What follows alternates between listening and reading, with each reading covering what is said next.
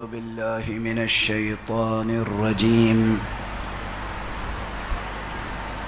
بسم الله الرحمن الرحيم. الحمد لله رب العالمين، والصلاة والسلام على أشرف الخلائق أجمعين، سيدنا وسيد الأولين والآخرين، حبيبنا وحبيب إله العالمين، إمام المرسلين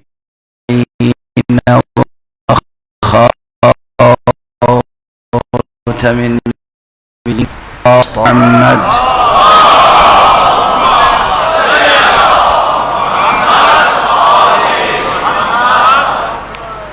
وعلى أهل بيته الطيبين الطاهرين الهداة المهديين المعصومين المظلومين، واللعنة الدائمة على أعداء الحق والدين.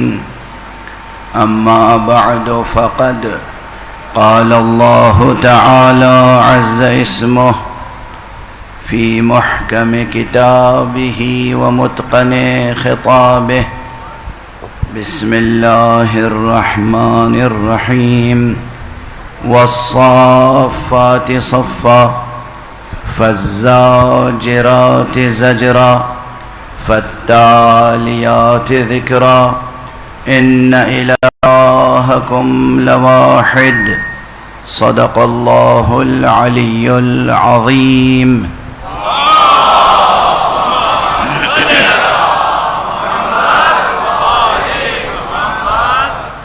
ایک اور بلند تر صلوات پڑھیں محمد.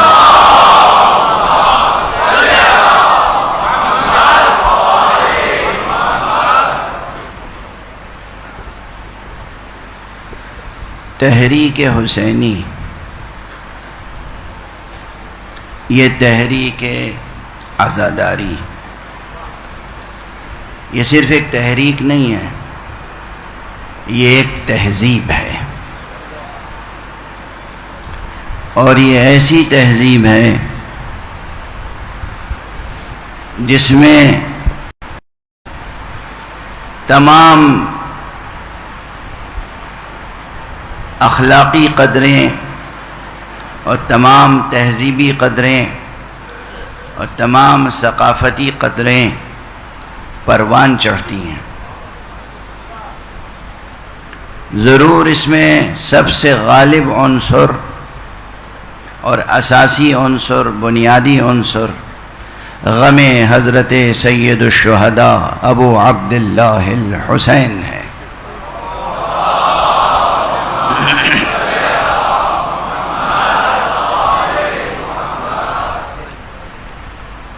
لیکن یہ غم انسان کے دل کو ایسا گداز بنا دیتا ہے کہ اس میں ہر مظلوم کے لیے ہمدردی کا اور مواسات کا جذبہ بیدار ہو جاتا ہے. میں نے خود بھی ایک سے زائد مرتبہ اشارہ کیا ممبر سے، بلکہ صراحتاً ذکر کیا. اور آج جب میں آ رہا تھا تو دیکھ رہا تھا کہ لوگوں کے لیے کس طریقے سے ہم آہنگی کے جذبات کا اظہار ہو رہا تھا. جزاکم اللہ خیر الجزا. پروردگار آپ تمام حضرات کو جزائے وافر عطا فرمائے. یہ جوش، یہ جذبہ، یہ بیداری کہ ہم دنیا کے ہر مظلوم کے ساتھ ہیں، یہ انسان کی بنیادی و فطری اور بے لوث حریت کا لازمہ ہے. بے لوث حریت اس کا لازمہ ہے کہ انسان جہاں بھی دنیا میں جہاں بھی ظلم کے خلاف آواز بلند کرے، جہاں بھی حقیقتاً مظلوم انسان اس کے ساتھ ہمدردی اور مواسات کے جذبے کا اظہار کرے، اظہار کے تمام امکانات کے ساتھ۔ اسی مناسبت سے ایک خاص نقطے کی طرف اشارہ ضروری محسوس ہوتا ہے۔ آج دیکھیے اس فرش عزا پر شروع سے آج تک مسلسل مختلف شخصیتیں تشریف لا رہی ہیں۔ میں واقعاً ایک خدمت گزار حضرت سید الشہداء کی حیثیت سے، ایک خادم ابو عبداللہ الحسین کی حیثیت سے ان حضرات کے لیے دعا کرتا ہوں۔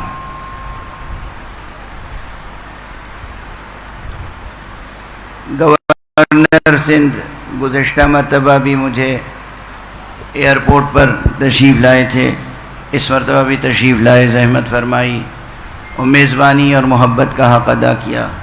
یہ اس وقت پشاور سے تشریف لائے ہیں۔ گورنر صاحب کو بھی جزائے خیر عطا فرمائے اور عزائے حضرت سید الشہداء میں شرکت کا وہ تبرک عطا کرے خدا انہیں کہ دنیا اور آخرت میں سرفراز رہیں، امن سے رہیں، عافیت سے رہیں، سرفرازی سے رہیں، اور اس ملک کے لیے، اس ملک کے عوام کے لیے بھی امن اور ترقی کے اسباب پیدا کریں۔ تمام حضرات کے لیے دعائیں ہیں اس فقیر کی، اللہ خوب جزائے خیر عطا فرمائے، ان کے عزت و اقبال میں اضافہ فرمائے۔ ان کی شرکتوں سے یقیناً پورے ملک میں بلکہ پوری دنیا میں ایک بہت بڑا مثبت پیغام بھی جا رہا ہے کہ جو لوگ برسر اقتدار ہیں یا نظم و ضبط کی کلیدیں جن کے ہاتھوں میں ہیں، وہ خود بھی آقا حسین کے عزاداروں کی صف میں شریک ہو کر فخر محسوس کرتے ہیں۔ یہ جذبہ بڑا قیمتی ہے، بہت قدر و قیمت ہے اس جذبے کی کہ آقا حسین کے عزاداروں کی صف میں، اس صف عزا پہ بیٹھنا، اس فرش عزا پہ بیٹھنا بھی تو ایک عبادت ہے، ایک سعادت ہے۔ اور پھر اس سے جو پیغام جا رہا ہے سب تمام عالم میں تمام حضرات تک، وہ پیغام بہت اہم ہے کہ سب کے سب آداب مودت میں وہ مودت جو اللہ سبحانہ و تعالی نے واجب قرار دی ہے، قرآن مجید میں جو مودت اللہ سبحانہ و تعالی نے واجب قرار دی ہے تمام مسلمانوں پر، تمام کلمہ گویوں پر، اور جسے اجر رسالت قرار دیا ہے، یہ اس آداب مودت کو فروغ دینے میں اپنا حصہ، اپنا سہم اور اپنا رول ادا کر رہے ہیں۔ ان کے یہ اگر ایک جملہ کہنے کا جی چاہ رہا ہے، آپ حسین کے سوگواروں کی حفاظت کریں، خدا آپ کی حفاظت کرے گا۔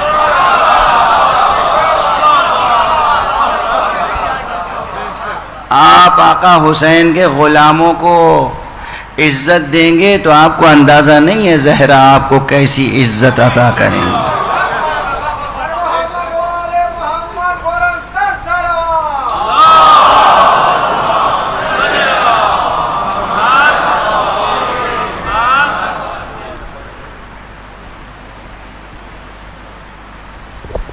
آپ یہاں تشریف لائیں، یہاں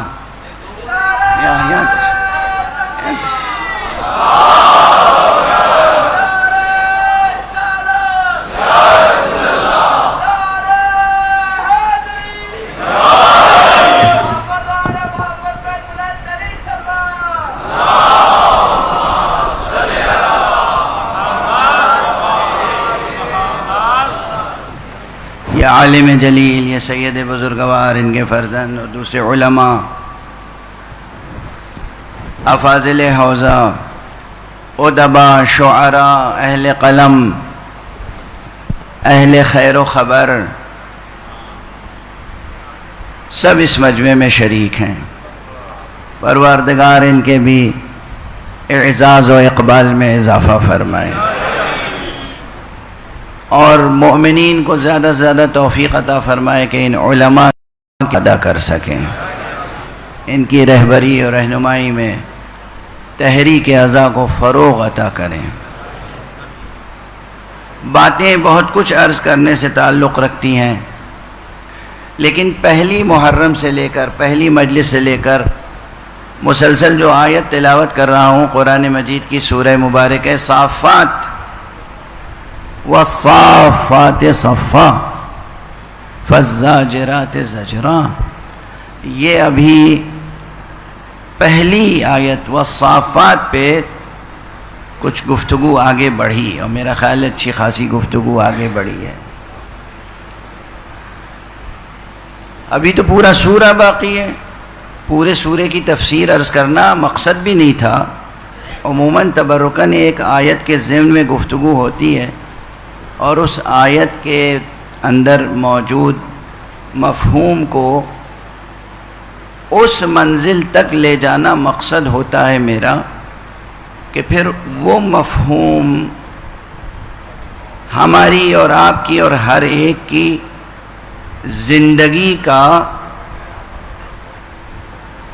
زندگی میں معنویت بڑھانے کا وسیلہ بن جائے۔ لیکن ایک جسے کہتے ہیں علمی زبان میں تنبیہ، ایک یاد دہانی، یہ بھی ضروری ہے۔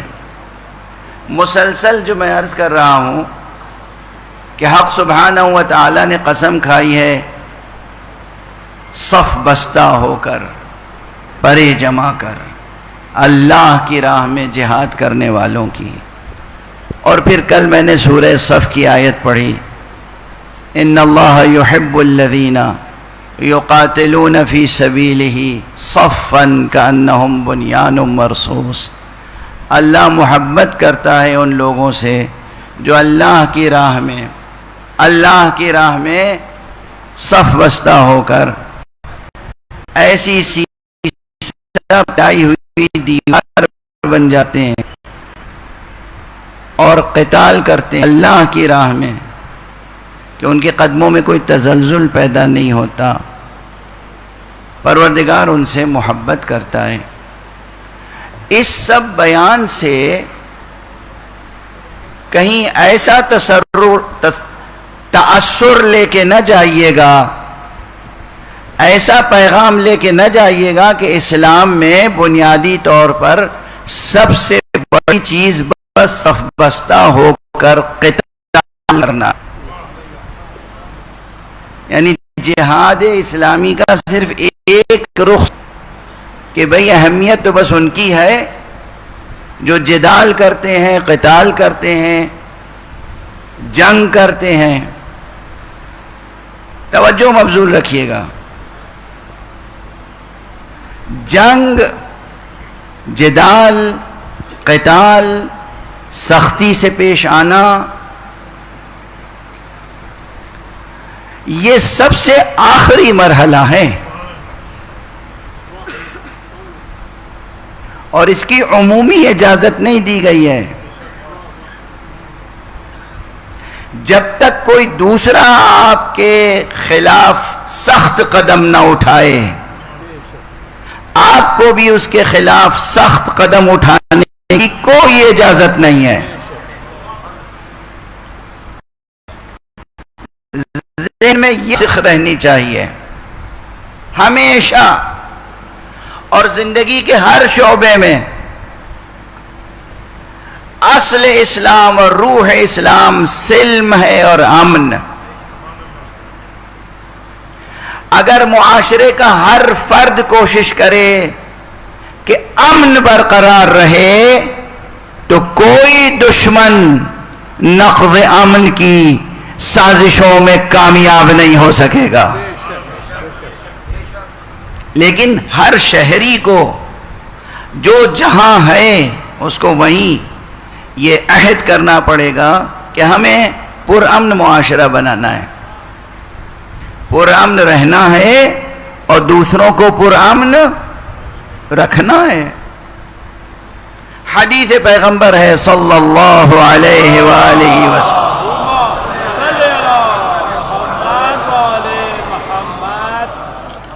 کہ المسلم تعریف کی گئی، المسلم من سلم المسلمون من یدہ ولسانہ، مسلم تو وہ ہے کہ دوسرے مسلمان جس کے ہاتھ سے اور جس کی زبان سے محفوظ رہیں۔ مسلم کی تعریف کیا ہے؟ اب یہ میں تھوڑی کہہ رہا ہوں، آپ کسی سے پوچھیں مسلم کون ہے تو وہ کہے گا مسلم یعنی لا الہ الا اللہ محمد رسول اللہ کہنے والا مسلم ہے۔ یہ تعریف اپنی جگہ بالکل درست ہے، لیکن اس حدیث شریف میں خود پیغمبر کیا فرما رہے ہیں؟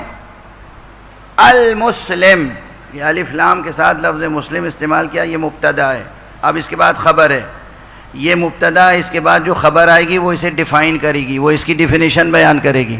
المسلم، مسلم کون ہے؟ توجہ ہوگی نا سب کی۔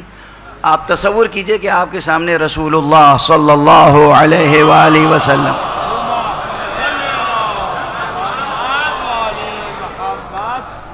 موجود ہیں، اور وہ موجود ہیں، بس دل کی آنکھیں کھولنے کی ضرورت ہے، حضور ہیں، اور ایک دم سے اس نورانی وجود کی نورانی آواز گونجتی ہے، اسمعوا وعوا، سنو اور سمجھو اور یاد رکھو، الا آگاہ ہو جاؤ، المسلم، مسلم وہ ہے، جیسے ہی کہیں گے مسلم وہ ہے سب کی توجہ برقرار ہوگی یا نہیں؟ توجہ فرما رہے، سراپا گوش ہمتن گوش ہوگا انسان کہ بھئی مسلم کی تعریف بیان ہو رہی ہے کہ مسلمان کون ہے؟ فرماتے ہیں المسلم من سلم المسلمون من یدہ ولسانہ، مسلمان وہ ہے جس سے باقی تمام مسلمان اس کی زبان سے اور اس کے ہاتھ سے محفوظ رہیں۔ اللہ اکبر، کیا تعریف ہے، کیا تعریف ہے، غور فرمائیں، کیا تعریف ہے۔ اس کے بعد ہماری اور اسلوب کیسا ہونا چاہیے، اور لائف کیسا ہونا چاہیے، ہماری لائف اسٹائل کیسی ہونی چاہیے، ہمارا طرز زندگی کیسا ہونا چاہیے، ہمارا اخلاق کیسا ہونا چاہیے، ہمارا برتاؤ کیسا ہونا چاہیے، ہمارا رویہ کیسا ہونا چاہیے، ہماری روش کیسی ہونی چاہیے، ہماری راہ کیسی ہونی چاہیے، اور ہر ایک کے ساتھ گھر سے گفتگو شروع کریں۔ شوہر اور زوجہ کے درمیان کیسی گفتگو ہونی چاہیے، ہمیشہ کیا یہی رویہ ہونا چاہیے کہ شوہر صاحب یہ سمجھیں کہ میں تو اس کے لیے خدا ہوں، اگر خدا اپنے علاوہ کسی اور کے سجدے کا حکم دیتا تو بیویوں کو شوہروں کے سجدے کا حکم دیتا، اولاد کو والدین کے سجدے کا حکم دیتا۔ یہ سب سنتے رہے ہیں نا آپ؟ اچھا، اس کو سننے کے بعد اور ایک ایسا مزاج بنا لینا کہ یہ جو بیوی ہے یہ تو گویا بس ہماری اطاعت شعار بلکہ عبادت گزار ہونی چاہیے، سجدہ اس کا بس ہمارے سامنے سجدہ کرتی رہے اور ہم اسے ڈانٹتے رہیں، پھٹکارتے رہیں، ظلم و ستم کرتے رہیں، اور یہ ہماری کنیزوں کی طرح خدمت کرتی رہے۔ اگرچہ سامنے مجمع مردوں کا ہے، مگر میں بے خوف کہوں گا کہ یہ رویہ درست نہیں ہے۔ اللہ ایسے شوہروں کی طرف قیامت میں رحمت کی نظر نہیں فرمائے گا۔ ذہنوں سے نکال دیں یہ بات، خود کو بھی اللہ کا بندہ سمجھیں اور زوجہ کو بھی اللہ کی کنیز سمجھیں۔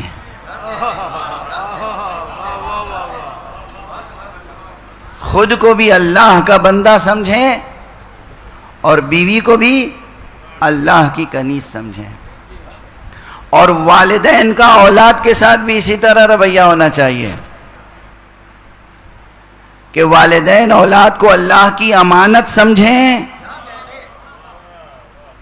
اور اولاد کی اس طرح حفاظت و تربیت کریں جیسے کسی کی امانت کی حفاظت کی جاتی ہے.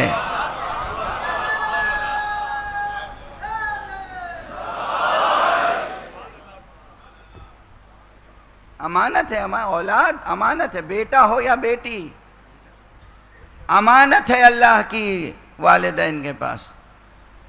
اس کی حفاظت کیجئے اور جتنی بھی محنت کیجئے اولاد کی تربیت میں اور جتنا بھی خرچ کیجئے اولاد کے اوپر، اس کا اجر اور اس کی جزا کس سے امید رکھیے گا؟ اولاد سے نہیں. آپ کے پاس پیسہ ہے، آپ اولاد پہ خرچ کریں. آپ کے پاس وقت ہے، طاقت ہے، جان ہے، صلاحیت ہے، آگہی ہے. آپ بچے کی تربیت میں اپنی تمام تر صلاحیتیں صرف کریں، مگر امید جزا کی، صلے کی، بدلے کی امید بچے سے نہ رکھیں، خدا سے رکھیں.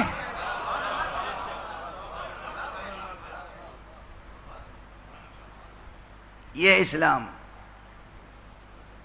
بچے کے ساتھ کوئی سلوک کریں تو احسان بھی نہ جتائیں. بعض باپ ایسے ہوتے ہیں، بعض شوہر ایسے ہوتے ہیں جو بیویوں پہ احسان جتاتے ہیں، بعض باپ ایسے ہوتے ہیں اولاد پہ احسان جتاتے ہیں. بعض احسان کرنے والے دوسروں پر اپنا احسان جتاتے ہیں. احسان جتائیے نہیں، احسان جتانے سے مٹ جاتا ہے.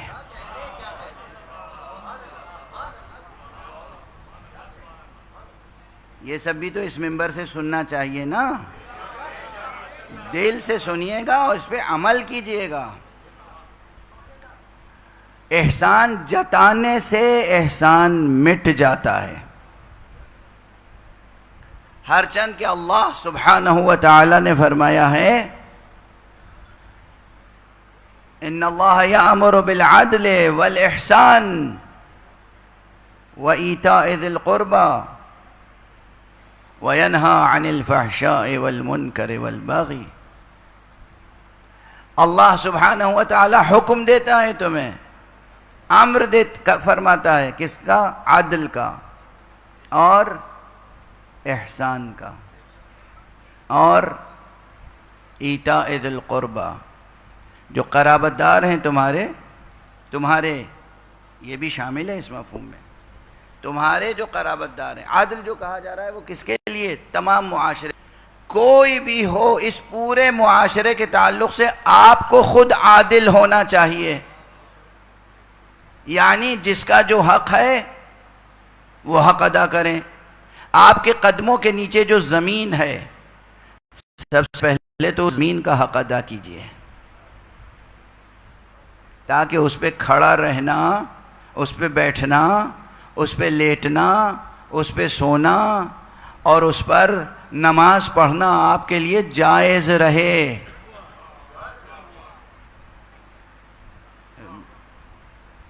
اس زمین کا حق ادا کریں. اب یہ بس اشارہ کر رہا ہوں، تفصیلات پوچھیے گا علماء سے، افاضل سے تشریف فرمائیں یا جہاں جو شخص بھی. زمین کا حق ادا کریں. آپ کے ارد گرد جو فضا ہے، اب زمین کا ایک مثلا زمین جو آپ کے قدموں کے نیچے ہو غصبی نہ ہو. دوسری چیز، جو زمین آپ کے قدموں کے نیچے ہو نجس نہ ہو، کثیف نہ ہو، آلودہ نہ ہو. جو فضا آپ کے ارد گرد ہے اس فضا کی آلودگی میں اضافہ نہ کریں. اس سے خود آپ کو نقصان پہنچے گا، ماحول زندگی خراب ہوگا اور پروردگار پوچھے گا روز قیامت تم نے جو آلودگی پھیلائی تھی، کتنے انسانوں کو، کتنے حیوانوں کو، کتنے درختوں کو نقصان پہنچا. اس کی سزا ہے عند اللہ. واضح ہو رہی ہے بات؟ حقوق یہ طے کر لے کہ ہم عادلانہ زندگی بسر کریں گے، کسی کا حق ضائع نہیں کریں گے، تو صرف اس ایک اصل اصیل کی بنیاد پر اگر پورا معاشرے کا ہر فرد اگر کام کرے تو خود بخود معاشرے کی کوکھ سے امن جنم لے گا، معاشرہ پرامن ہوگا. کیونکہ جب آپ ہر ایک کے ساتھ عادلانہ برتاؤ کریں گے تو کہیں ظلم نہیں ہوگا، جب ظلم نہیں ہوگا تو بے امنی کی جڑ ختم ہو جائے گی، جڑ ہی سوکھ جائے گی،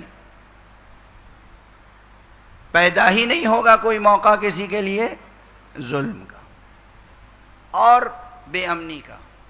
اب یہ جو رویے ہوتے ہیں نا کہ ذرا سا اختلاف نظر ہوا، اور شخص تو بول رہا ہے، کچھ بھی بول رہا ہے نا، بول رہا ہے نا، کوئی شخص بول رہا ہے جو وہ بات حق سمجھ رہا ہے، وہ چاہتا ہے کہ دوسرے بھی اس کو سنیں اور اس پہ غور کریں، اتنا ہی تو کر رہا ہے. اس کے جواب میں کوئی جسمانی تشدد پہ اتر آئے کہ ہم آپ کی نہیں سنیں گے بلکہ آپ کو بولنے نہیں دیں گے. کیا اسلام اس کی اجازت دیتا ہے؟ سوال یہ، کیا اسلام اس کی اجازت دیتا ہے؟ اس طرح کے ری ایکشن اور اس طرح کے تشدد کی اسلام اجازت دیتا ہے؟ اسلام کے جو دین سلم ہے، اسلام کے جو دین امن ہے. اب سلم اور امن کی بات آ گئی تو سیرت مصطفیٰ صلی اللہ علیہ وآلہ وسلم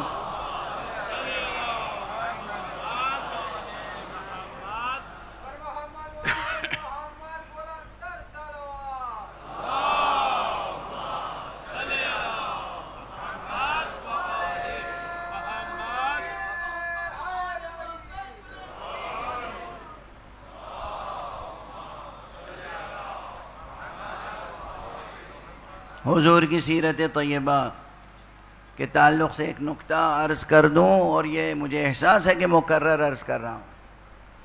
اس سفر میں تو نہیں، لیکن اس سے پہلے گزشتہ سفروں میں کسی نہ کسی مجلس میں یہ بات میں نے ضرور کہی ہوگی، چونکہ یہ مضمون بہت اہم ہے میرے نزدیک. بہت سے لوگوں نے سیرت پیغمبر لکھی ہے تو سیرت کا عنوان ہی نہیں قائم کیا ہے، صرف غزوات کا عنوان قائم کیا ہے. یعنی گویا پیغمبر کی سیرت میں غزوہ ہی غزوہ تھا، جنگیں ہی جنگیں تھیں. ارے حضور علیہ الصلوۃ والسلام کی سیرت، وہ رحمت عالم تھے، وہ خلق عظیم پر، وہ رب العالمین کی طرف سے علم ہے. مضمون مطلب و لہجہ آیت کا، اسلوب آیت کا یہ ہے کہ جسے حصر و قصر کا اسلوب کہتے ہیں علوم بلاغت میں. وَمَا أَرْسَلْنَاكَ نفی سے شروع ہوئی، پھر استثناء آیا، وَمَا أَرْسَلْنَاكَ إِلَّا رَحْمَةً لِلْعَالَمِينَ، ہم نے بھیجا ہی نہیں آپ کو لیے رحمت.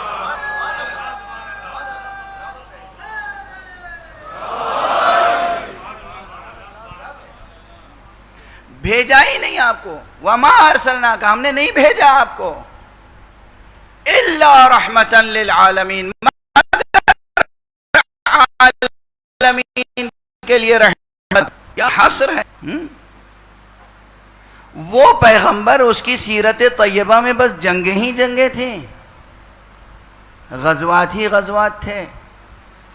میں تو بس ایک بات کہتا ہوں کہ ذرا تاریخ اسلام میں دیکھیے کتنی تبدیلیاں ہوئیں، ایک کے بعد ایک کیسی کیسی حکومتیں قائم ہوئیں، کن لوگوں کی حکومتیں قائم ہوئیں، اور اتفاق سے طول تاریخ میں اب تو 1400-1500 برس کی تاریخ ہو رہی ہے، ہمیشہ ایسی حکومتیں رہیں جو عطرت مصطفیٰ، اہل بیت مصطفیٰ، امیر المومنین علی ابن ابی طالب علیہ السلام یا حضرت زہرا یا ان کی ذریت طیبہ و طاہرہ سے مودت اور محبت اور ولا اور عشق رکھنے والوں کی سلطنتیں نہیں تھیں، اور ہر ایک نے ان کے فضائل، مناقب، کمالات، برکات پہ پردے ڈالے۔ اس کے باوجود بھی اگر آج پوری دنیا علی علی حسین حسین کر رہی ہے تو اس سے بڑا تاریخ کا کوئی معجزہ نہیں ہو سکتا۔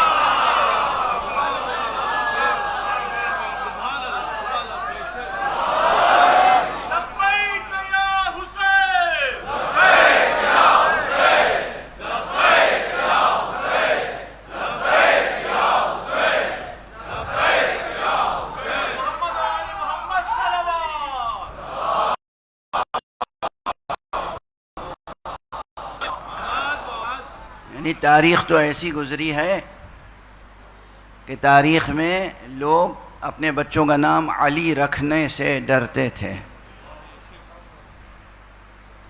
یعنی مشہور واقعات ہیں۔ ایک صحابی رسول نے اپنے بیٹے کا نام علی رکھا، چونکہ یہ کل یا پرسوں میں عرض کر چکا ہوں، صحابہ رسول کے سن چکے تھے کہ اے علی تم اور تمہارے شیعہ جنتی ہیں، تم اور تمہارے شیعہ جو ہیں وہ ساری دنیا کے بہترین لوگوں میں سے ہیں۔ ہر صحابی رسول کی بات پر یقین رکھتا تھا اور علی سے محبت کرتا تھا، محبت کرتا تھا۔ یہ تو بعد میں یہ جو کیفیتیں آپ دیکھ رہے ہیں، انتشار اور ناصبیت، یہ ناصبیت ہوا، کہیں ناصبیت نفاق کے کوکھ سے پیدا ہوئی۔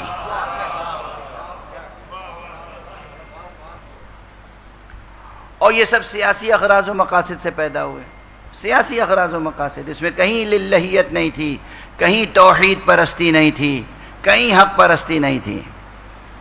بہرحال تو ایک صحابی کی بات ایسے یاد آ گئی، تمام علم رجال کی کتابوں میں موجود ہے، صرف شیعہ علم رجال میں نہیں، امت مسلمہ کے علم رجال کی بڑی بڑی کتاب موجود ہیں کہ ایک صحابی نے اپنے بیٹے کا نام رکھا علی۔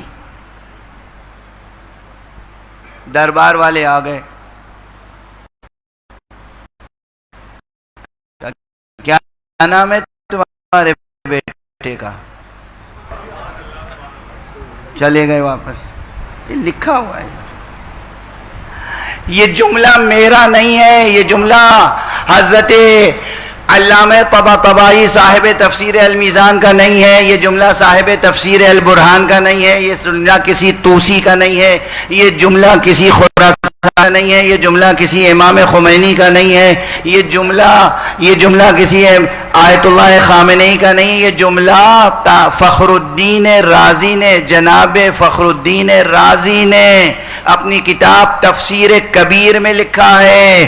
حضرت علی کے آثار مٹانے میں اتنا مبالغہ کیا تھا کہ نماز میں بھی بسم اللہ اس لیے کم کر دی یا چھپا دی، خاموشی سے کہنے کی عادت ڈالی یا نہ کہنے کی عادت ڈالی، اس لیے کہ علی جب بسم اللہ کہتے تھے تو گویا مسجد گونج جاتی تھی۔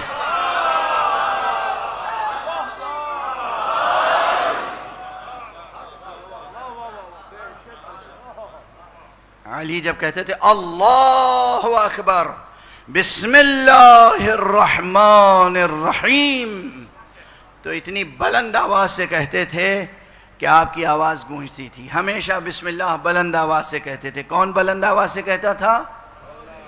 علی بلند آواز سے کہتے تھے۔ تو چونکہ بسم اللہ بلند آواز سے کہتے تھے اس لیے انہوں نے کہا ہم بسم اللہ ہی نہیں کہیں گے۔ دیکھو علی میں اور خدا میں کیسا رشتہ ہے۔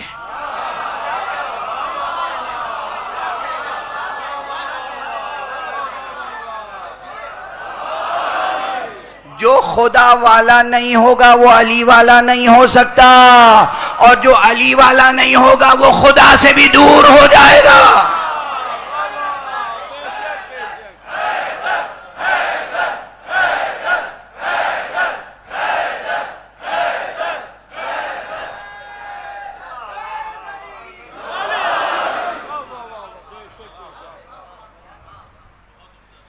کیا واقعات کی طرف اشارہ کروں؟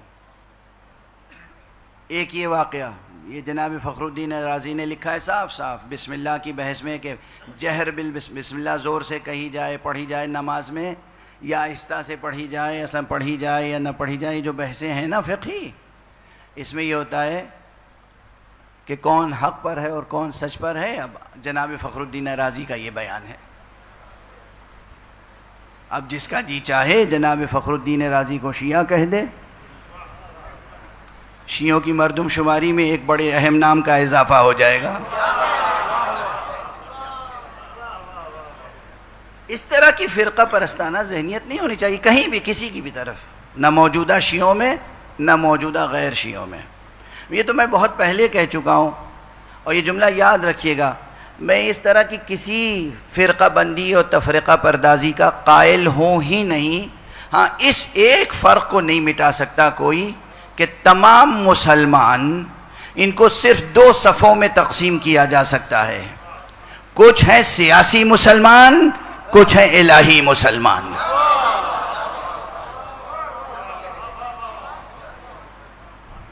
کچھ ہیں سیاسی مسلمان، کچھ ہیں الہی مسلمان۔ اور یہ جو الہی مسلمان، یاد رکھیے گا، یاد رکھیے، مجھ پہ بہت تنقید کرتے ہیں لوگ، کریں، اس فقیر کی بات سمجھنے کی بھی تو کوشش کریں۔ ممکن ہے ایک شخص فقہ حنفی پہ عمل کرتا ہو لیکن وہ عاشق اہل بیت ہو، میں اسے شیعہ سمجھتا ہوں۔ ممکن ہے کہ کوئی فقہ مالکی پہ عمل کرتا ہو فقہ میں مگر عاشق اہل بیت ہو، حق علی اور حق زہرا کو پہچانتا ہو، میں اسے شیعہ سمجھتا ہوں۔ ممکن ہے کہ کوئی فقہ شافعی پہ عمل کرتا ہو فقہ میں لیکن وہ دل و جان سے عطرت رسول کا وفادار ہو، میں اسے شیعہ سمجھتا ہوں۔ ممکن ہے کوئی فقہ امام احمد ابن حنبل کا پابند ہو فروعی احکام میں مگر دل و جان سے وفادار عطرت پیغمبر ہو، میں اسے شیعہ سمجھتا ہوں۔ ممکن ہے کوئی سلفی اہل حدیث ہو اور دل و جان سے وہ عاشق علی ابن ابی طالب ہو، اہل بیت کا وفادار ہو، قدر شناس ہو، میں اسے شیعہ سمجھتا ہوں۔ یہ میرا نظریہ ہے، آپ اختلاف کر لیجئے، میں آپ سے کوئی رنج گلہ نہیں کروں گا، آپ کو سب و شتم نہیں کروں گا، آپ کی رائے آپ کے ساتھ ہے، میری رائے میرے ساتھ ہے۔ حضور نے فرمایا ہے اساس الاسلام حبی و حب اہل بیتی، بنیاد اسلام کی میری محبت اور میرے اہل بیت کی محبت ہے۔ اور اس روایت کو بھی نقل کیا ہے علماء اہل سنت نے۔ تو یہ جو تفرقہ بندی ہے اسے مٹائیں۔ غالباً ایک جملہ پہلے کہہ چکا ہوں گا، اسے ضرورتاً دہرا رہا ہوں اس وقت۔ جناب امام احمد ابن حنبل، ان سے پہلے ہیں حضرت امام مالک اور امام ابو حنیفہ، اور امام مالک، امام ابو حنیفہ، امام مالک، امام شافعی، امام حنبلی، ان سب سے پہلے ہیں امام جعفر صادق علیہ السلام۔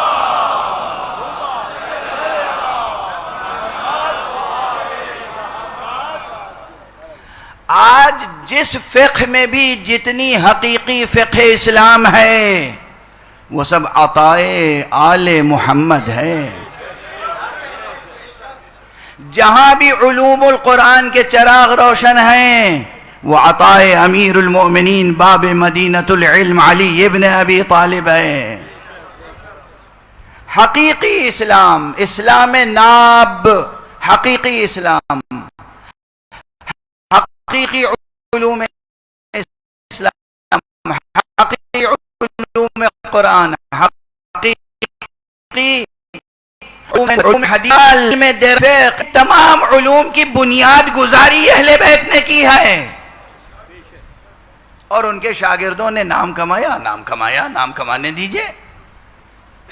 اگر ان کی وفاداری برقرار ہے اہل بیت کے ساتھ تو ہم ان کے وفادار و قدر شناس رہیں گے۔ ہاں، اگر ثابت ہو جائے کہ کوئی اہل بیت سے منحرف ہے تو ہم اس کی نظر، ہم اس کی طرف نظر بھی نہیں اٹھا کر دیکھیں گے، آنکھ اٹھا کر نہیں دیکھیں گے اس کی طرف، اور شاید ہمارے قدموں سے اڑنے والی خاک بھی اس کی طرف نہ جائے۔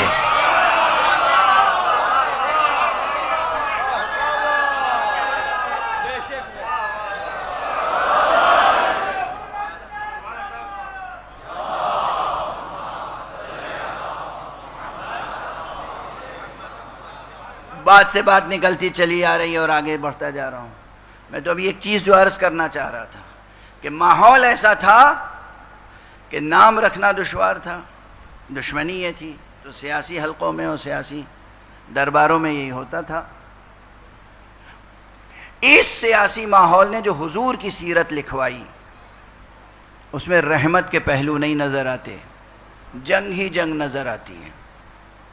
شروع میں جتنی کتابیں لکھی گئی ہیں زیادہ تر غزوات غزوات غزوات غزوات غزوات کی ایک اہمیت ہے، سرایا کی اہمیت ہے، جنگوں کی اہمیت ہے، لیکن یہ یاد رکھیے گا بہت سے دانشور موجود ہیں، بہت سے ریسرچرز موجود ہیں، ریسرچ کیجئے گا، یہ بہت اہم موضوع ہے اس وقت، خاص طور سے پھر دنیا میں ہر طرف جنگ کے شعلے بھڑک رہے ہیں، چاہے وہ یوکرین کی جنگ ہو، چاہے وہ غزہ کی جنگ ہو، چاہے وہ یمن کی کیفیت ہو، پوری دنیا میں مشرق تا مغرب کہیں انگارے دہک رہے ہیں، کہیں سلگ رہی ہیں لکڑیاں، اور کہیں شعلے بھڑک رہے ہیں، اور کہیں چنگاریاں پھیل رہی ہیں، مختلف کیفیتیں، لیکن ہے پوری دنیا جنگ کے ماحول میں۔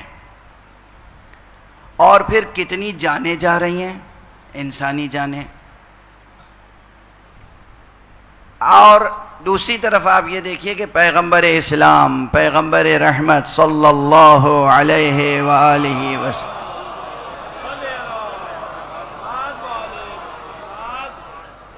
ان کی زندگی میں ضرور کوئی کہتا ہے کہ 74 جنگیں لڑیں، اور کوئی کہتا ہے کہ 84 جنگیں۔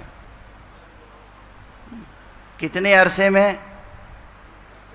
10 برس کے عرصے میں، صرف 10 برس میں چھوٹی بڑی 84 یا 86 یا 76 یا 74، بہرحال 70 سے تو اوپر ہے نا، یعنی 10 برس میں 70 جنگیں مان لیں آپ، تو ہر ایک سال میں ہر 2 مہینوں کا بھی فاصلہ نہیں ہے۔ اب یہ تو ایسی باتیں، تاریخ پڑھیے گا دقیق بالکل۔ جو چیز میں عرض کرنا چاہ رہا ہوں جوانان عزیز، اسے ہمیشہ پیش نظر رکھیں۔ میں نے ایک مرتبہ اہتمام کیا کہ جتنے مورخین کے بیانات ہیں ان کو جمع کروں اور یہ دیکھوں کہ کس جنگ میں کتنے لوگ قتل ہوئے۔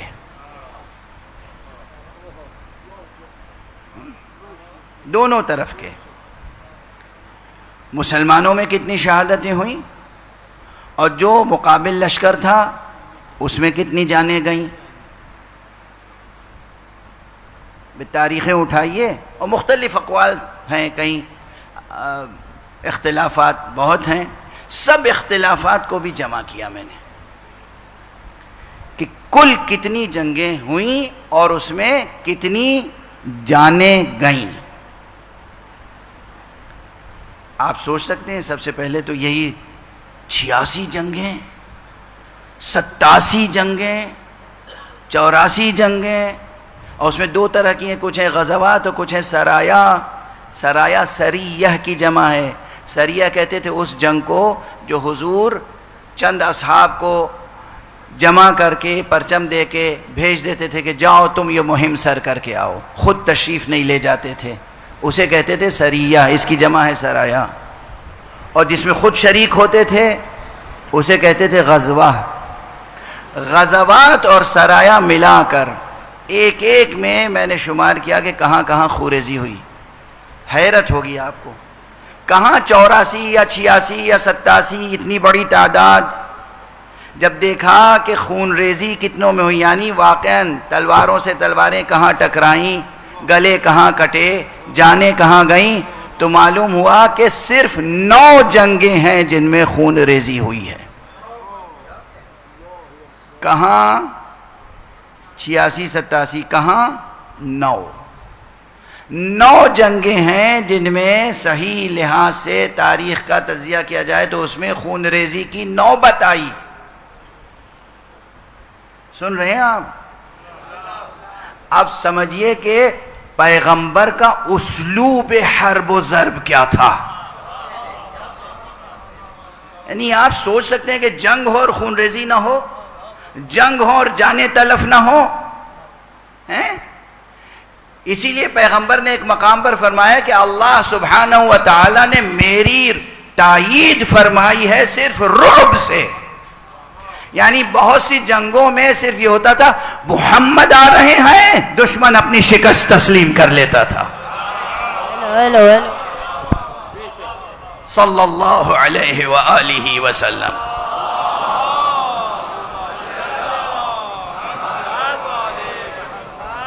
اچھا، حضور تو حضور تھے، پیغمبر تو پیغمبر تھے، رحمت عالم تھے. یہ شان پیغمبر کے علاوہ بھی تاریخ میں ایک شخصیت میں ملتی ہے. میں نے اپنی آنکھوں سے عبارتیں پڑھی ہیں اور ایک سے زیادہ تاریخوں میں خود پیغمبر سے پہلے، بعثت سے پہلے عرب میں، مکے میں ایک تنظیم بنی اور اس تنظیم کا نام کیا تھا؟ حلف الفضول. یہ کچھ قبیلوں نے طے کیا کہ ہم جرائم کے خلاف جنگ کریں گے، جرم نہیں ہونے دیں گے مکے میں. مکہ شہر امن الہی ہے، مکہ شہر وہ ہے کہ جہاں سب حج کے لیے آتے ہیں، مکہ وہ شہر ہے جہاں اللہ کا گھر خانہ کعبہ ہے، سب یہاں عبادت کے لیے آتے ہیں. یہ پیغمبر کی بعثت سے پہلے ہے.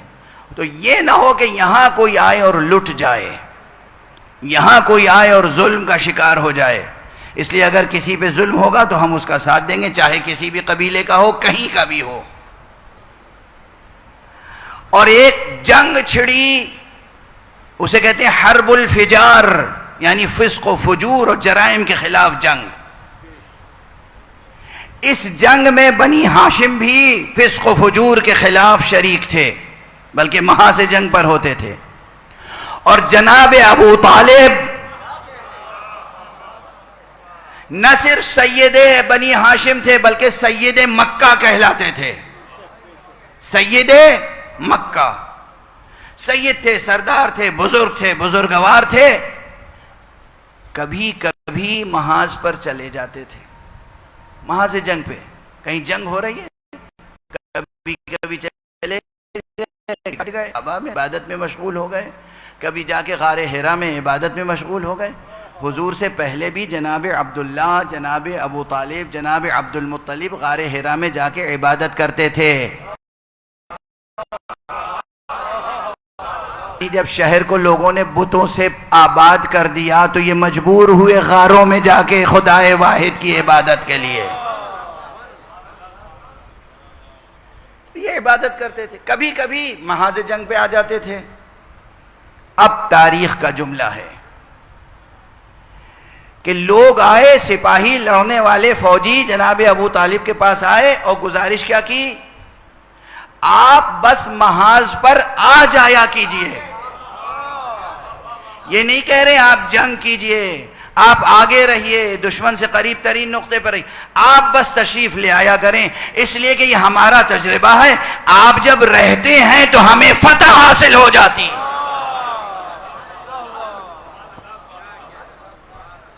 کیا مبارک ذات تھی ابو طالب کی ذات، کیا بزرگوار ذات تھی ابو طالب کی ذات، کیا پر ہیبت اور پر رعب ذات تھی ابو طالب کی ذات.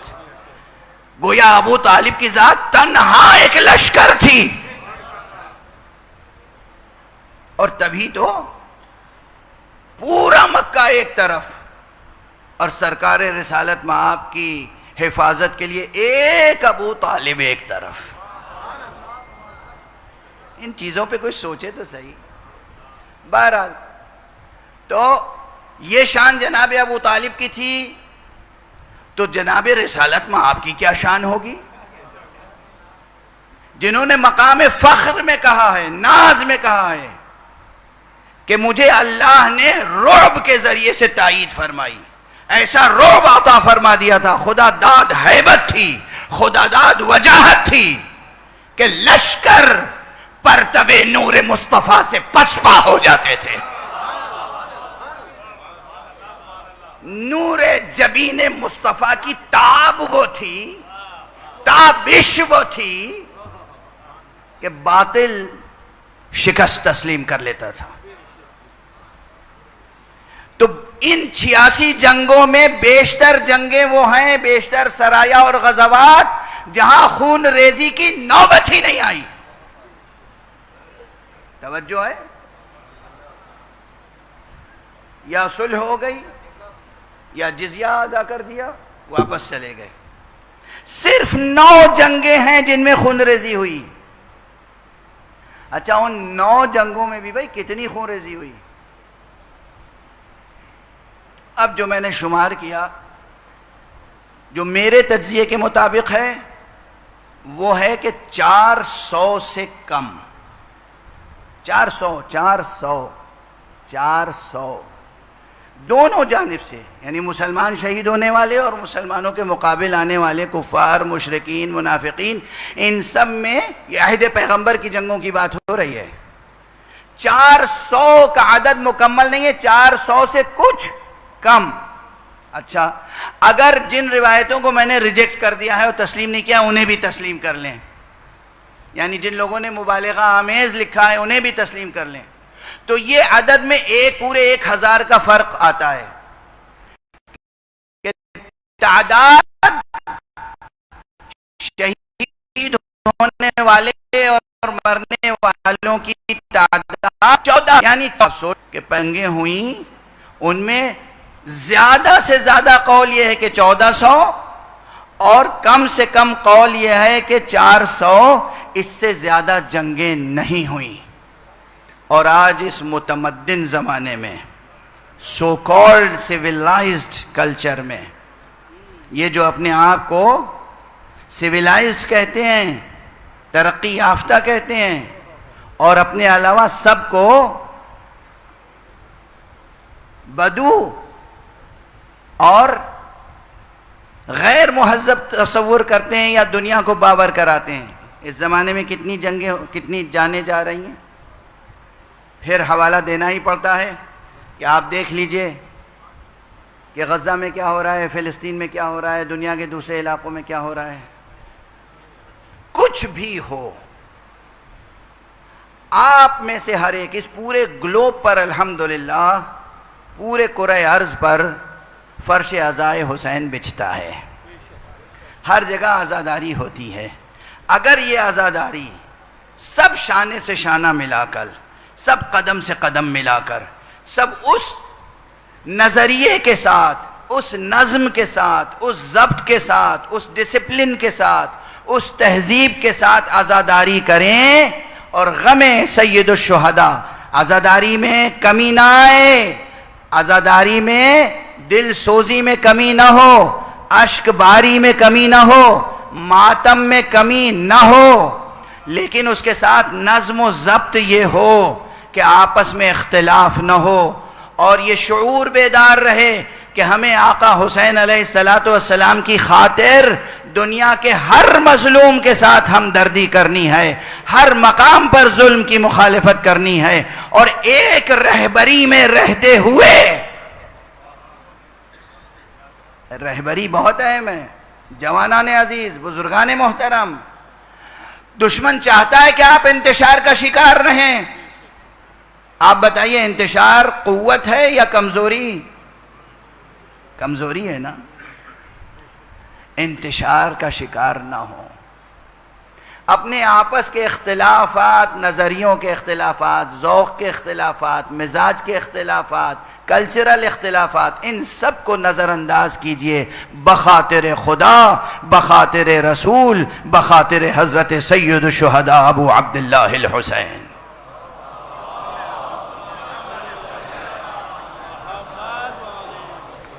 اور یہ یاد رکھیے کہ دنیا میں عنف، سختی، کرختگی، دوسروں کے لیے نفرت آمیز رویہ، دوسروں کے لیے پرتشدد رویہ اختیار کرنا اسلام نہیں ہے.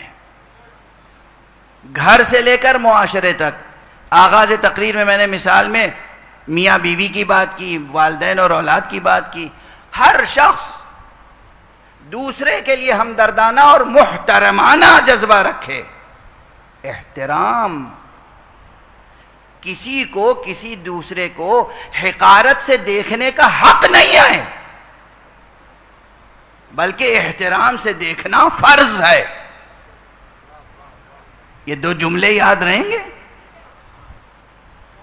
کوئی عالم ہو جائے تو کیا اسے اللہ کی طرف سے یہ اختیار ہے کہ وہ تمام جاہلوں کو حقارت سے دیکھے؟ نہیں، حقارت سے نہیں، ہمدردی سے دیکھے. دونوں چیزوں میں فرق ہے. حقیر و ذلیل سمجھنا الگ ہے اور ہمدردی کی نگاہ سے دیکھنا الگ ہے.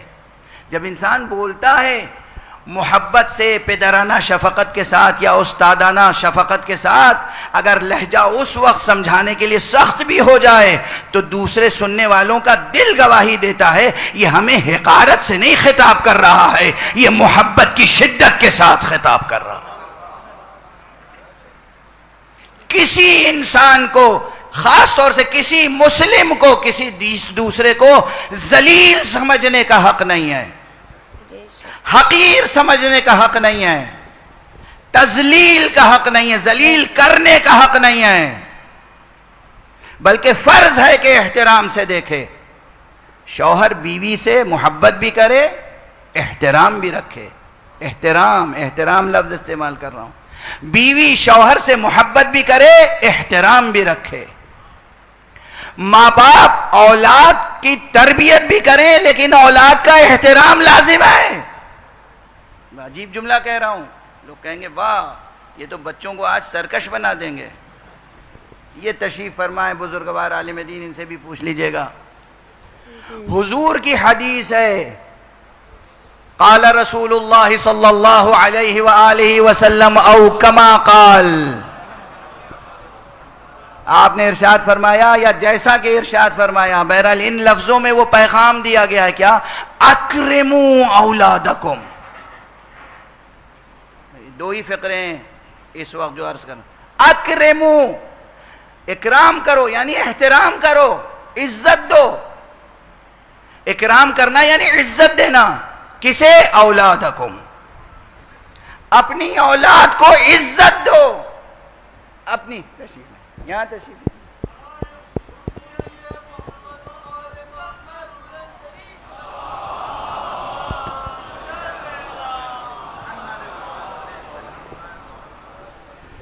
اپنی اولاد کو عزت دو، اکرام کرو.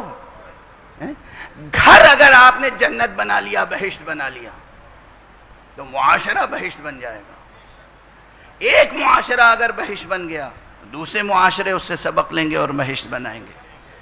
تو یاد رکھیں کہ یہ جو پہلی محرم سے میں عرض کر رہا ہوں کہ صف بستہ ہو کر پرے جمع کر، صف بستہ ہو کر پرے جمع کر، اس سے بس یہ ذہن میں شعور نہ جائے کہ ہمیں جنگ ہی کرنا ہے. اقدار اور اخلاق کی حفاظت پر صف بستہ ہونا ہے.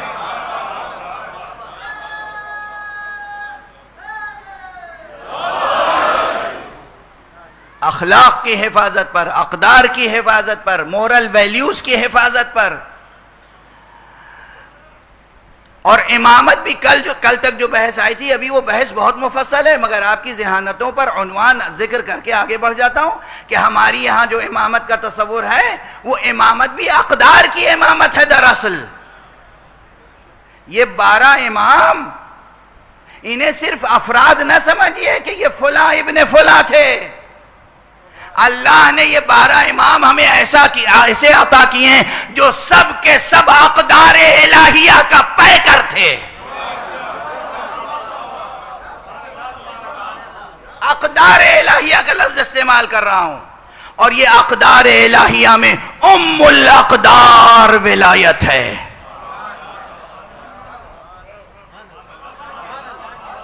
یہ جملہ کہیں لکھا تھا، یہ چھپ چکا ہے، اس فقیر کے قلم سے یہ جملہ چھپ چکا ہے کہ ولایت اقدار الہیہ میں ام الاقدار کی حیثیت رکھتی ہے. اب اقدار الہیہ اور اقدار ربانیہ، اس کی تشریح کے لیے الگ ایک اشرہ چاہیے، لیکن آپ کی ذہانتوں میں بھروسہ کر کے کہہ کے آگے بڑھ جاتا ہوں. ہمارے ائمہ اطہار، ہمارے رسول مختار صلی اللہ علیہ وآلہ وسلم،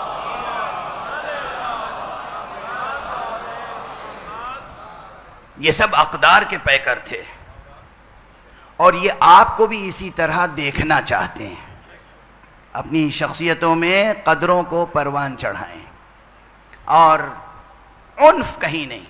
مجبوراً زندگی کا آخری فیصلہ ہوتا ہے کہ بھائی جنگ کرنی ہے.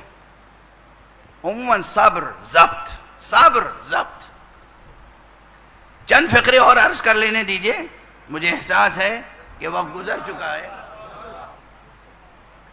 یہ جو اقدار کی بحث ہے، ایک مسلم معاشرہ، ایک قرآنی معاشرہ، امام حسین یا امام امیر المومنین علی ابن ابی طالب علیہ السلام یا رسول اللہ صلی اللہ علیہ وآلہ وسلم کی امامت میں رہ سکنے والا معاشرہ، یا اگر معصوم سامنے موجود نہ ہو، معصوم پردہ غیب میں ہو، تو وہ علماء جو معصوم کے وفادار ہوں، ان علماء کی رہبری اور سرپرستی میں اللہ کی خاطر حق اور صداقت پر، اخلاق و اقدار پر جم کر رہنے والا معاشرہ. اس معاشرے میں بہت سی چیزیں ضروری ہیں، اصول میں بھی، اخلاق میں بھی، اقدار میں بھی، کردار میں بھی، اعمال میں بھی. نماز ضروری ہے، نماز ضروری ہے، روزہ ضروری ہے، حج ضروری ہے، حج واجب ہے. کوئی مستطیع ہے، کوئی اگر صاحب استطاعت ہے، یعنی اس کو اللہ نے اتنے پیسے دیے ہیں کہ وہ تنگی کے بغیر اپنی بیوی بچوں، اپنے خاندان، اپنے اوپر جو اس کے عیال ہیں، جو اس کے اوپر ذمہ داریاں، ان ذمہ داریوں کو سے عہدہ برا بھی ہو سکے، اور مکے جا کر، مدینے جا کر حج و زیارت کر کے واپس آ سکے، اتنا اگر خرچ ہے اس کے پاس، تو اس کا حج کرنا واجب ہے، حج پر جانا واجب ہے. پیغمبر نے فرمایا، مولا علی نے فرمایا، امام صادق نے فرمایا، اگر کوئی شخص حج پر جا سکتا ہے، اس پر واجب ہو چکا ہے حج، اور نہیں گیا اور دنیا سے مر گیا، تو وہ میری ملت پر نہیں مرے گا. وہ یا نصرانی ہوگا، یا یہودی ہوگا، یا غیر مسلم ہوگا، وہ مسلم نہیں ہوگا، وہ محمد کا امتی نہیں ہوگا، وہ حسینی نہیں ہوگا. جہاں تک آواز جا رہی ہے سن لیا سب نے. نماز ضروری ہے، روزہ ضروری ہے، حج ضروری ہے، حج واجب ہے. اور پھر زیارت امام حسین علیہ السلام.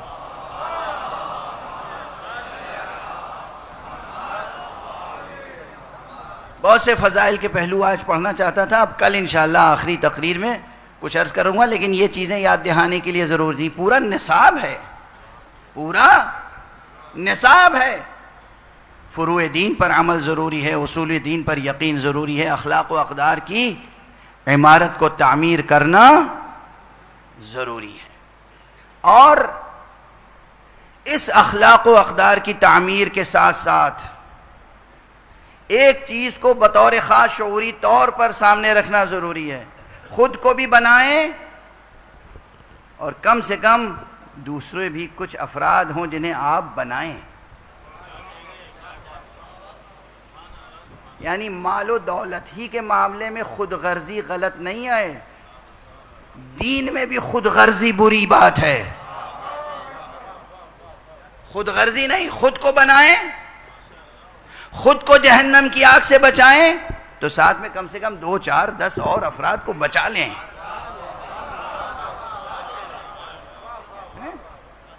یہ تربیت ہے اسلام کی. خود غرق ہونے سے بچو، دوسروں کو بھی غرق ہونے سے بچاؤ. واضح ہے؟ اپنی بیوی کو، بچوں کو، عزیزوں کو، دوستوں کو، رشتہ داروں کو بچانے کی کوشش کرو. یہی فقرہ ہے قرآن مجید کا، قُوا أَنفُسَكُمْ وَأَهْلِيكُمْ نَارًا.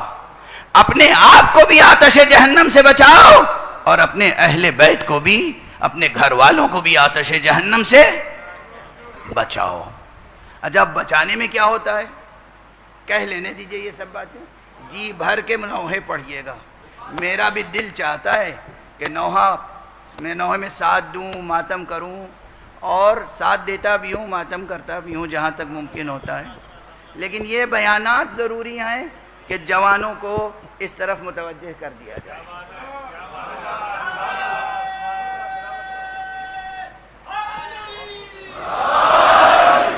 ایک کیفیت پیدا ہو جاتی ہے عموماً، شیطان تو نیکی کو بدی میں بدلنے کے لیے ہمیشہ تیار رہتا ہے۔ اللہ کا کام کیا ہے اور اللہ والوں کا کام کیا ہے؟ برائیوں کو مٹا کے برائیوں کو اچھائیوں سے بدلنا۔ اس کے مقابلے میں شیطان کی تحریک کیا ہے؟ اچھائی کو برائی میں بدل دینا۔ تو جناب والا نماز پڑھنے لگے اور طہارت سے رہنے لگے اور روزہ، اور اب ایک رعونت پیدا ہو جاتی ہے، غرور، تکبر، میں بہت اچھا ہوں، اور ہر ایک کو حقارت سے دیکھتے ہیں، اور ہر جگہ امر بالمعروف شروع ہو جاتا ہے اور نہی عن المنکر، ہر جگہ امر بالمعروف، نہی عن المنکر۔ بھئی دوسرے کا بھی عزت نفس ہے،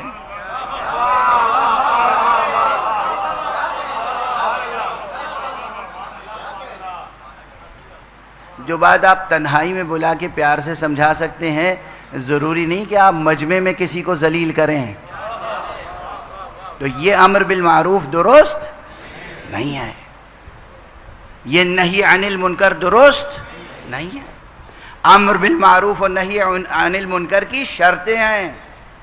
امر بالمعروف وہاں کرو جہاں یقین ہو کہ امر بالمعروف مؤثر ہوگا، نہی عن المنکر مؤثر ہوگا، مثمر ثمر ہوگا۔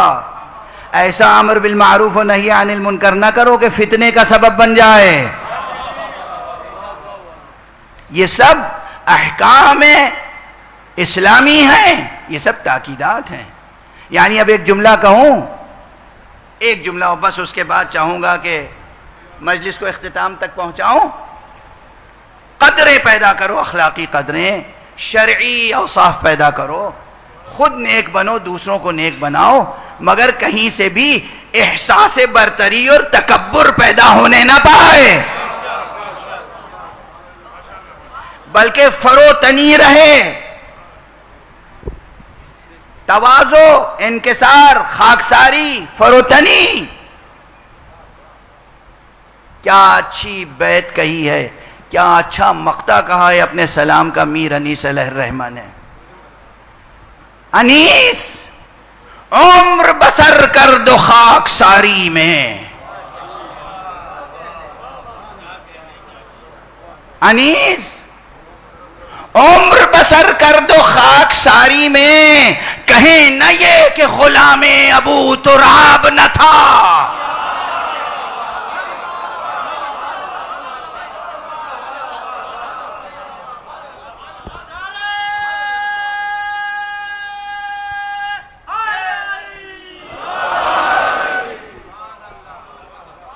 انیس عمر بسر کر دو خاک ساری میں، کہیں نہ یہ کہ غلام ابو تراب نہ تھا۔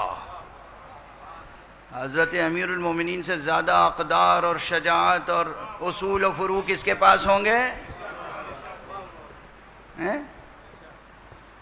اس باپ کے بیٹے تھے جس کے محاذ پر جاتے ہی جنگ سر ہو جاتی تھی، اس رسول کے دل و جان تھے جسے اللہ نے رعب اور ہیبت سے تائید فرمائی تھی، خود ایسے شجاع تھے کہ میدان میں لوگ اپنی جان بچانے کے لیے اپنے لباس سے بھی بے پرواہ ہو جاتے تھے۔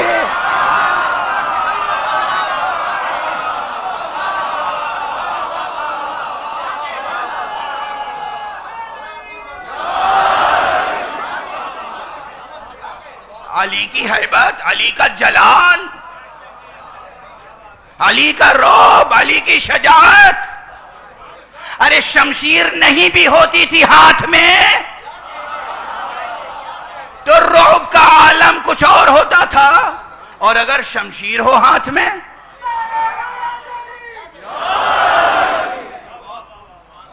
تو جلال علی کو برداشت کرنے کی قوت اس پوری کائنات میں نہیں ہے.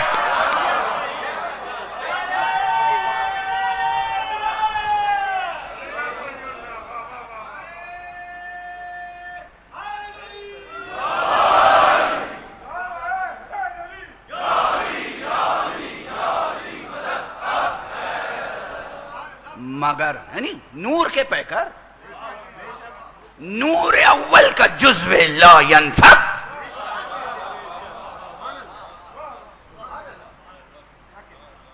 رب کی تجلی اتم و اکمل،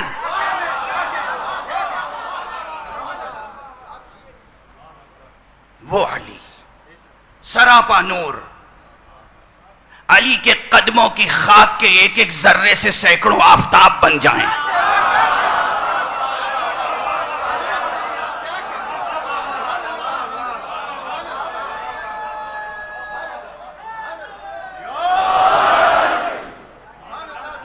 علی اپنی پیشانی سے پسینہ پوچھ کے چھڑک دیں تو ایک ایک قطرے سے ولی بن جائیں.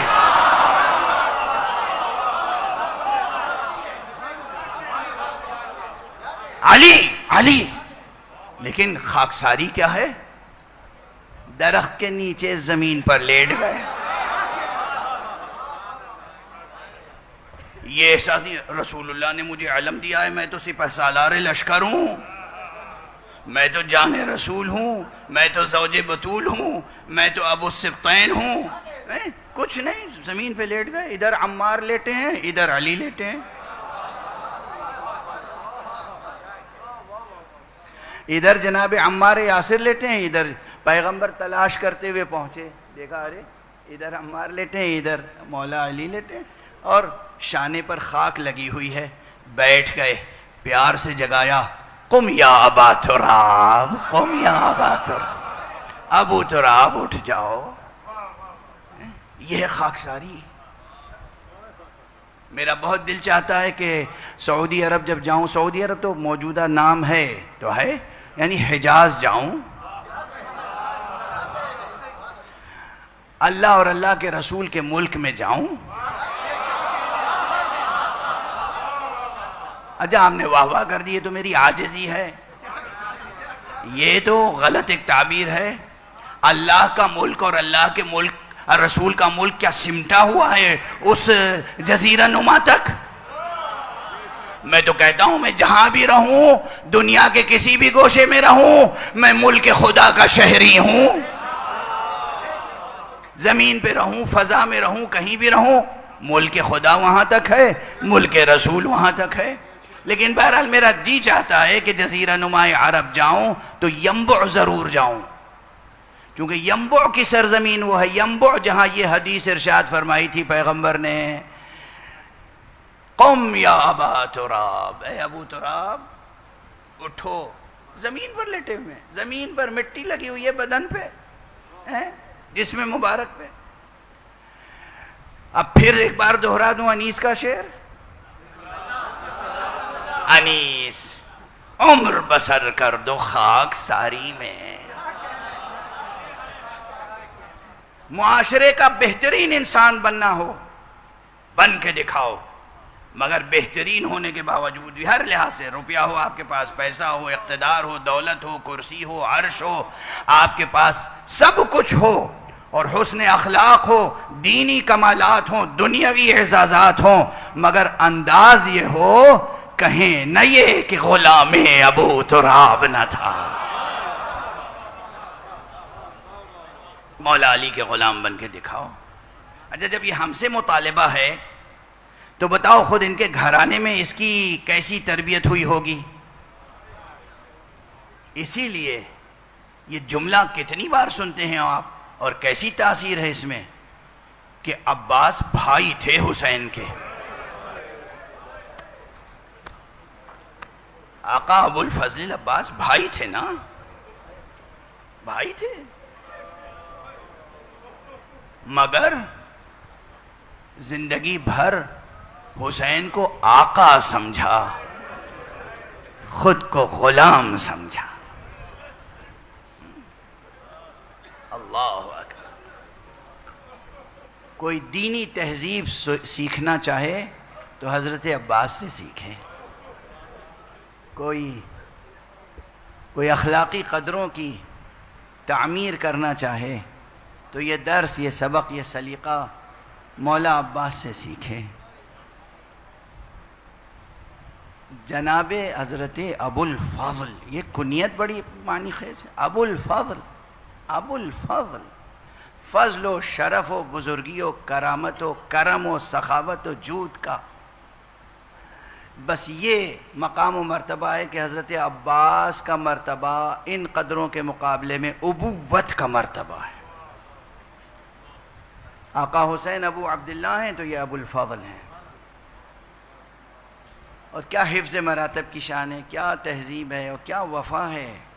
سب سنتے رہتے ہیں آپ. بس اس وقت تو چند منتشر جملے، نامربوط جملے عرض کروں گا تاکہ آپ شبیہ علم عباس کا استقبال کر سکیں.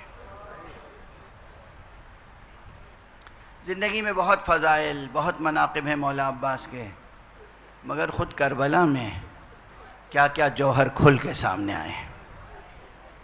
ایک بڑی چیز تو ہے وفا.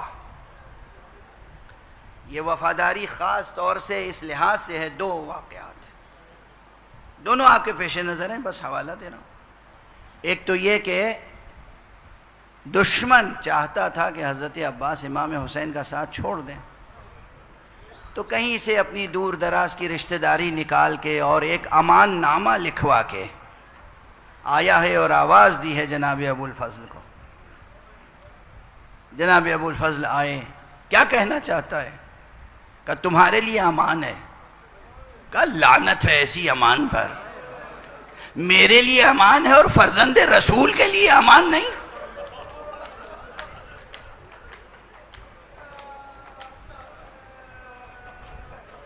دیکھیے کربلا جیسا ماحول تصور کیجئے اور پہلے عام انسانی سطح سے سوچئے اور پھر عباس کی بلندی کو دیکھیے. امان، میرے لیے امان. کس کی امان اور کس لیے امان؟ تاکہ میں اپنے آقا فرزند زہرا کا ساتھ چھوڑ دوں. ٹھوکر مار دی. ایک واقعہ اس لیے آپ کی شان میں ہے وفا وفا وفا. دوسرا موقع، جنگ کرتے کرتے دریا تک پہنچے، اپنے رہوار کو دریا میں اتار دیا. بھتیجی سکینہ کی مشق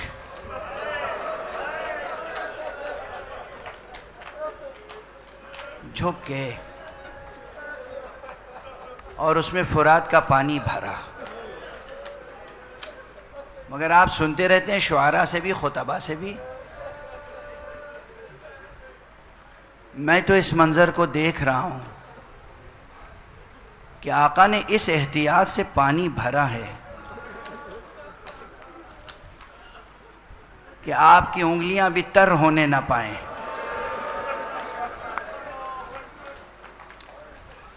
ہاں مگر ایک اور مثال قائم کرنی تھی، اس لیے پھر آپ نے بعد میں بس ایک چلو پانی اٹھایا اور اسے دریا کے منہ پہ مار دیا. میرا آقا پیاسا ہو،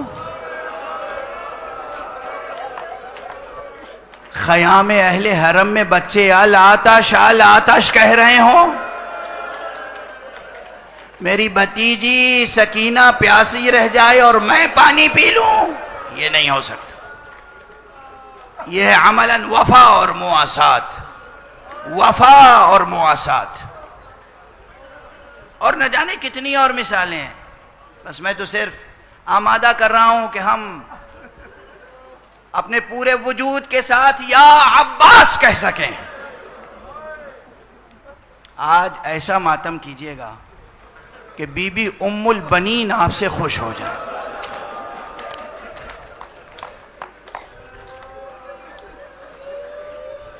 ایک جملہ کہنے کا جی چاہ رہا ہے.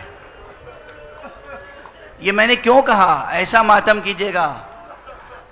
اس پروردگار وفا کا ایسا ماتم کیجئے گا کہ بی بی ام البنین خوش ہو جائیں. کیوں؟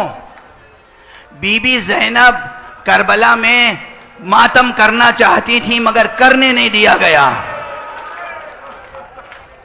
بی بی ام کلثوم ماتم کرنا چاہتی تھی، گریہ کرنا چاہتی تھی مگر کرنے نہیں دیا گیا.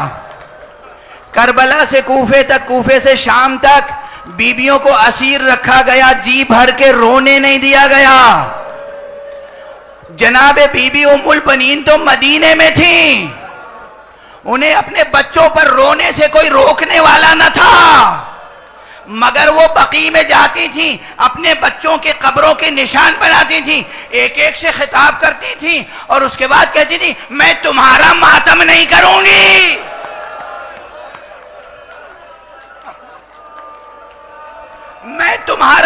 میں تو حسین کا ماتم کروں گی جس کی ماں زہرا آج ماتم کرنے کے لیے موجود نہیں. اس لیے ایسا ماتم کیجئے گا صف بستہ ہو کر، سب انجمن شانہ بشانہ ہوں، ہر انجمن کا الگ پرچم ہے رہے، ہر ایک کا نشان الگ ہے رہے، مگر صف عزا پر ایک اتحاد ہونا چاہیے، ایک وحدت، ایک یکجہتی، ایک عہد وفا، اور وہ حسین سے اور عباس سے اتحاد کی مثالیں قائم کیجئے. ہاں یہ جناب عباس کے مصائب پڑھنے کا موقع ہے لیکن میں پڑھ نہیں سکتا، اب میری طاقت جواب دے رہی ہے. کون کون سے مصائب پڑھوں؟ خود آقا کو سرکار سید الشہداء اذن جہاد نہیں دیتے تھے، یہ کیا کم آزمائش تھی؟ حضرت عباس کے سامنے علی اکبر کے سینے پہ برچھی لگ جائے اور حسین عباس کو رن کی اجازت نہ دیں، یہ کوئی چھوٹی مصیبت ہے؟ ارے قاسم کا لاشا پامال ہو جائے اور عباس کے رہتے ہوئے اونو محمد کے لاشیں اٹھا کے لائیں حسین عباس کے رہتے ہوئے. کون کون سی مصیبت پڑھی جائے آقا عباس کی؟ آپ گریہ کر رہے ہیں، وقت گزر چکا کافی، آپ شبیہ علم لے کے آنا چاہتے ہیں، 2 فقرے عرض کر لینے دیجئے. ایک خطیب تھا، آقا عباس کی بہت مصیبتیں بیان کرتا تھا، خوب مصائب بیان کرتا تھا. ایک مرتبہ اس نے خود خواب میں دیکھا مولا عباس تشریف لائے ہیں اور کہا تم میرے مصائب نہیں پڑھتے. تڑپ گیا، کہا آقا ہم تو آپ کی مصیبت بہت بیان کرتے ہیں، کیا گستاخی ہوئی؟ کہا نہیں مجھے معلوم ہے، تم بہت سی روایتیں پڑھتے ہو، بہت سی مصیبتیں بیان کرتے ہو، تم نے ایک بات کی طرف توجہ نہیں کی. اب تک جو تم نے مجلسیں پڑھیں لوگوں کو یہ نہیں بتایا میدان کربلا میں جب بھی کوئی مجاہد، جب بھی کوئی غازی، جب بھی کوئی شہید گھوڑے سے زمین پر آتا تھا اس کے دونوں ہاتھ موجود ہوتے تھے. وہ پہلے ہاتھ زمین پہ ٹیکتا تھا اور پھر زمین تک آتا تھا. ہائے جب میں گھوڑے سے زمین پر آیا ہوں میرے شانے قلم ہو چکے تھے، میرے سر پر، میری پیشانی پہ بھی تو زخم دیکھو.